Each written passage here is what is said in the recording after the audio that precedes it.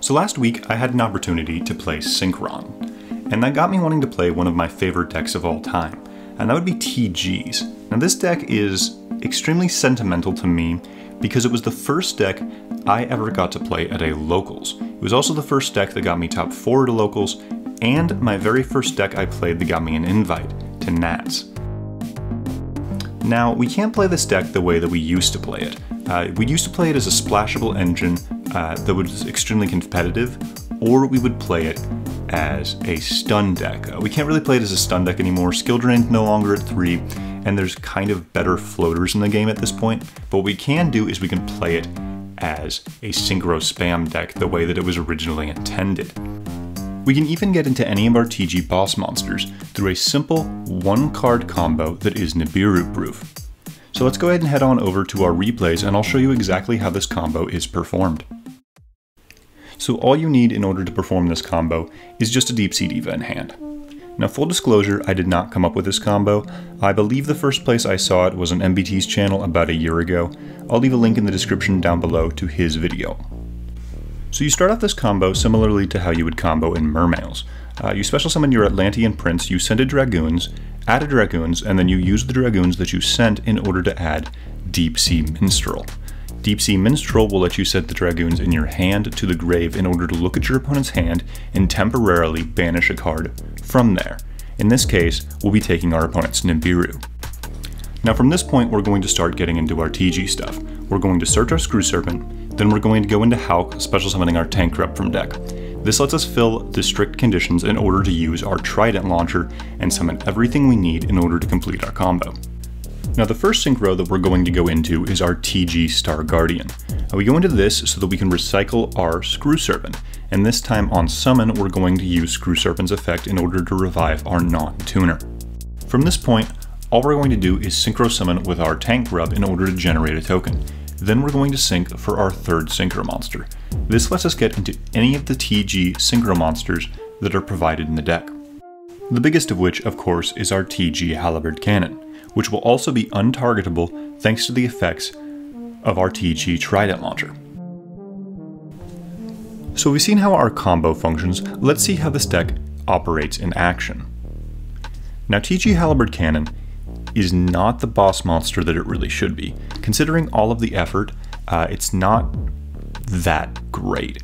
Functionally, you're only getting 1 disruption off of making it.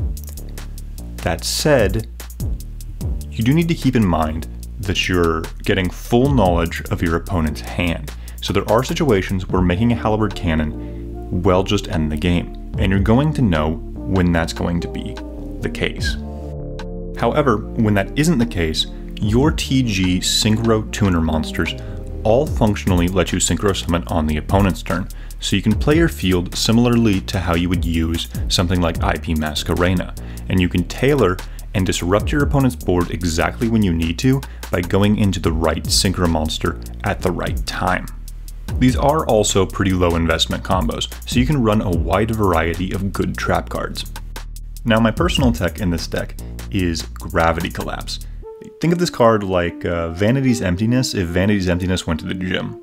It's a counter trap, so it's really hard for your opponent to negate, and on the summon of a monster, you contribute a synchro monster you control in order to negate the summon, and then your opponent can't summon for the rest of the turn. If you do this against Dragon Link or Virtual World, they're just done. They can't play. Any kind of heavy combo deck that relies on summoning monsters in order to do anything, and they're done.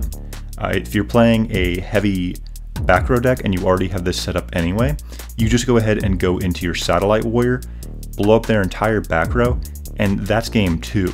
So if you run into this setup where you can set up your entire board as if you were doing your Halberd cannon play, and then just set your Gravity Collapse, that's going to win you the game in most scenarios.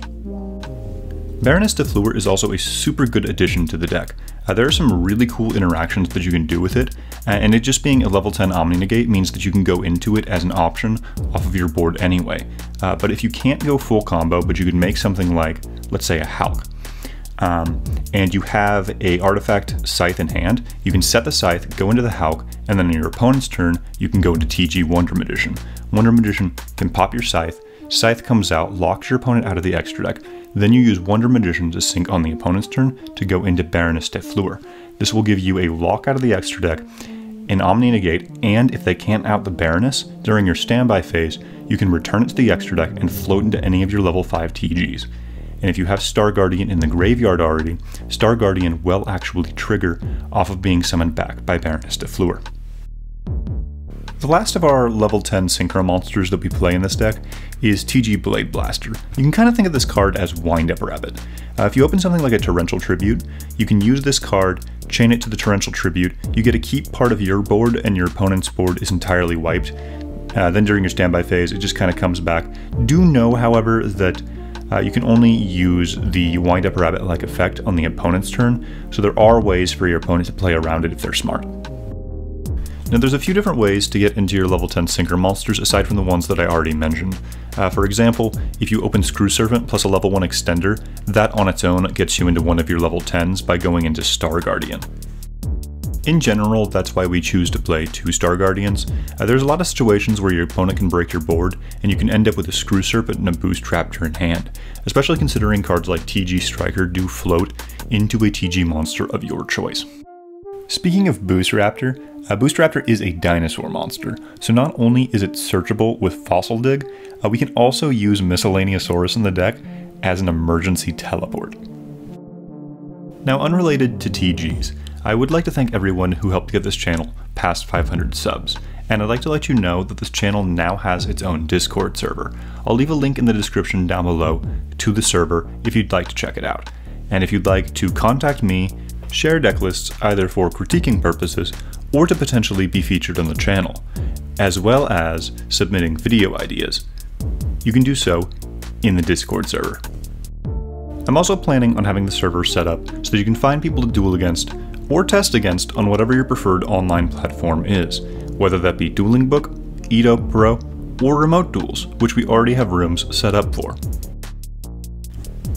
So once again, if you are interested at all in the Discord server, link is in the description of the video as well as on the channel page. And if you have any suggestions for future decks you'd like me to cover on this series, I'm always open for suggestions. Feel free to comment in the comment section down below.